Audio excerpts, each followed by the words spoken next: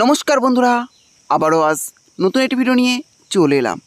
PM কিষাণ প্রকল্পে 20 নং কিস্তি টাকা কবে দেবে এই অপেক্ষায় রয়েছেন কৃষকরা।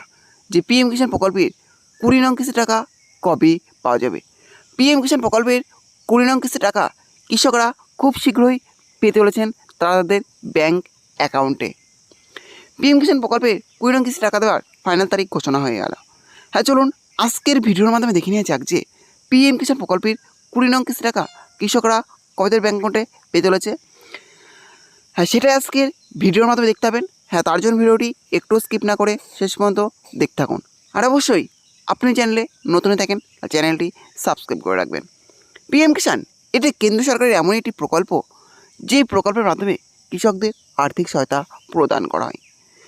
বছরে 3টি কিস্তিতে কৃষকরা এখানে আর্থিক সহায়তা পেয়ে থাকেন। 2000 টাকার 3টি কিস্তিতে কৃষকরা এখানে আর্থিক সহায়তা পান।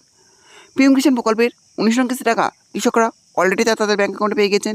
এখন অপেক্ষা করছেন 20 নং কিস্তি টাকার জন্য। আর এই 20 নং কিস্তি টাকা কৃষকরা পেতে চলেছেন তাদের ব্যাঙ্ক অ্যাকাউন্টে।